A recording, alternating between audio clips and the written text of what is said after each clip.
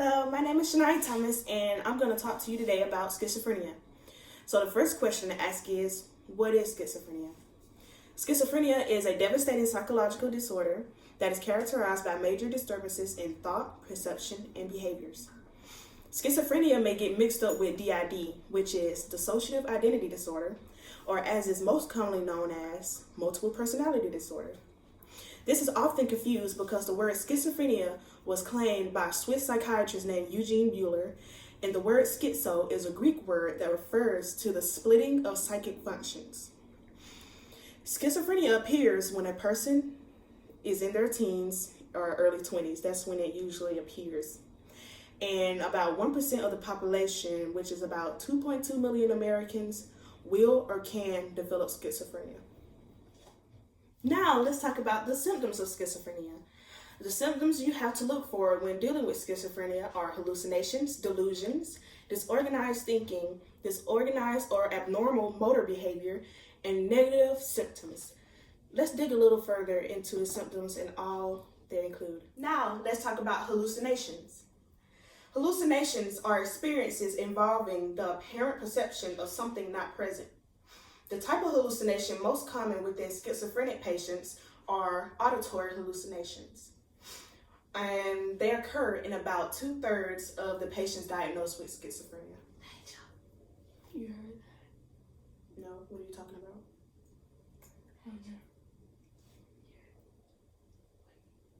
No, what are you talking about? The next symptom of the symptoms of schizophrenia is delusions. Delusions is a belief or altered reality that is persistently held despite evidence or agreement to the contrary. There are 3 types of delusions, and the first one is paranoid delusions, which involve the false belief that other people or agencies are plotting to harm that person. Now I gotta find the FBI out to get me. The FBI? Yes. Why are they out to get you? I told you once they were out to get me. There's no FBI out to get you. The next delusion is grandiose delusions.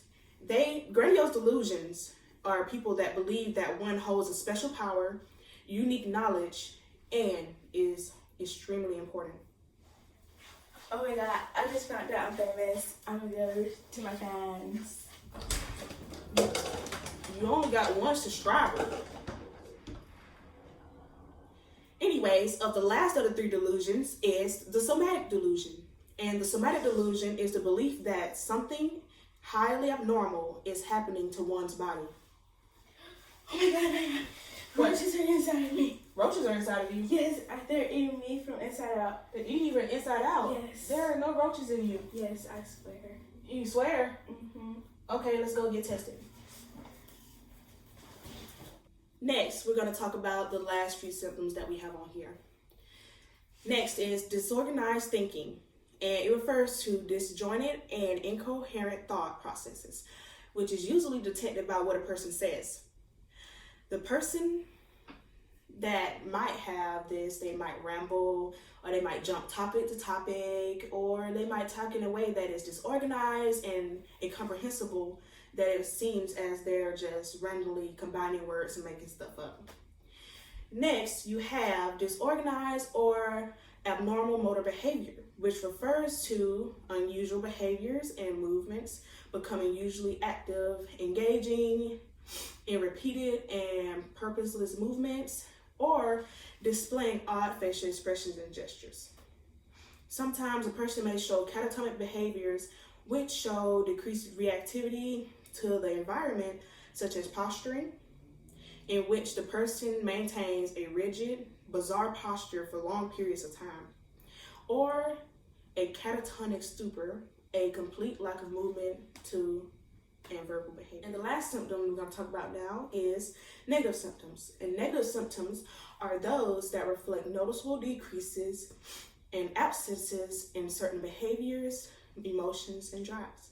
Now, let's move on to the subtypes of schizophrenia. Yes, there are subtypes, and many people believe that schizophrenia is just one whole thing and everything's the same, but there are actually different types to it. So the 5 subtypes are 1, paranoid schizophrenia, disorganized schizophrenia, catatonic schizophrenia, undifferentiated schizophrenia, and residual schizophrenia. Paranoid schizophrenia is characterized by predominantly positive symptoms of schizophrenia, including delusions and hallucinations, which is the typical schizophrenic person that you see. Next is disorganized schizophrenia, which is characterized by disorganized behavior and speech and includes disturbances in emotional expressions. Hallucinations and delusions are less pronounced in this one, but it still can sometimes occur. Next is catatonic schizophrenia, which affects the way you move in extreme ways. You might stay totally still and mute, and sometimes people get this confused with a focal awareness seizure, or or it's called parietal seizures at times, because parietal seizures, you usually be still and you can't move, and it kind of get mixed up with catatonic schizophrenia. Next is residual schizophrenia, and it is when a person has a past history of at least one episode of schizophrenia but currently has any more symptoms.